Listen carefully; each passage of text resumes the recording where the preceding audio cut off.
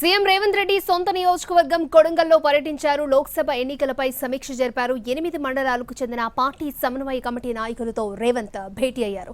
ఒక్కొక్క మండలానికి చెందిన నేతలతో వేర్వేరుగా రివ్యూ చేశారు. పార్లమెంటు ఎన్నికల్లో అందరూ కలిసికట్టుగా పనిచేయాలని నేతలను ఆదేశించారు సీఎం రేవంత్ రెడ్డి. ఆ తర్వాత హైదరాబాద్కి తిరిగి బయలుదేరారు.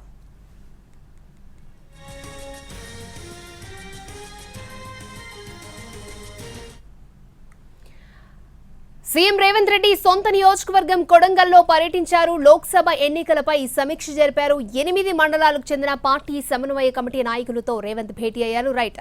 సమన్వయ కమిటీ నాయకులతో రేవంత్ భేటీకి సంబంధించి మరింత సమాచారం మా ప్రతినిధి పాషా మనకు అందిస్తారు. పాషా, సొంత నియోజకవర్గమైనటువంటి కొడంగల్లో మధ్యాహ్నం నుంచి సాయంత్రం వరకు సీఎం రేవంత్ రెడ్డి సమన్వయ కమిటీలతో భేటీ అయ్యారు. ముఖ్యంగా పార్లమెంట్ ఎన్నికల్లో ప్రతి మండలం నుంచి కూడా వీలైనంత ఎక్కువ మెజార్టీ సాధించాలని చెప్పేసి దిశానిర్దేశం చేశారు. ఎక్కడా కూడా ఇతర పార్టీలకి ఓట్లు పోవద్దు, వారి పర్సంటేజ్ కంటే మనం 80% వరకు ఓట్లను సాధించాలని చెప్పేసి వారికి ఆదేశాలు జారీ చేసినటువంటి పరిస్థితి మన భేటీలో కనిపించింది. ప్రధానంగా 8 మండలాలకు సంబంధించినటువంటి సమన్వయ కమిటీలు, ముఖ్య నేతలు వీళ్ళంతా కూడా ముఖ్యమంత్రి రేవంత్ రెడ్డితో భేటీ అయ్యారు. వారికి ఉన్నటువంటి పాత పరిచయాలతోటి వారికి ఆదేశాలను కూడా జారీ చేసినటువంటి పరిస్థితి.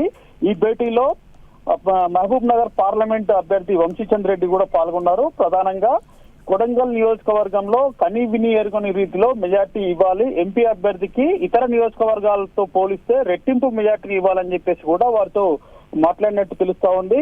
అయితే సాయంత్రం వరకు ప్రతి మండలాల వారికి సంబంధించిన మండలాల సమన్వయ కమిటీలని, ముఖ్య నేతల్ని, మండలాల బ్లాక్ కాంగ్రెస్ స్థాయి నేతల్ని కూడా పిలిపించుకొని వారితో ఇండివిజువల్ గా భేటీ అయ్యారు.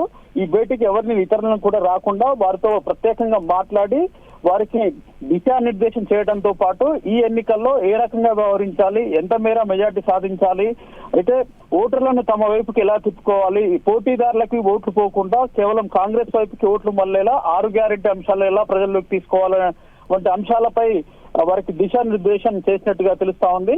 మొత్తం మీద ఒక పక్క ఇటు పార్లమెంట్ కి సంబంధించినటువంటి అంశంతో పాటు కొడంగల్ నియోజకవర్గాన్ని సమగ్రంగా అభివృద్ధి ఎలా చేయాలన్న అంశాలపై కూడా వారితో మాట్లాడినట్టు తెలుస్తా ఉంది. అక్షయ్. ఓకే పాషా.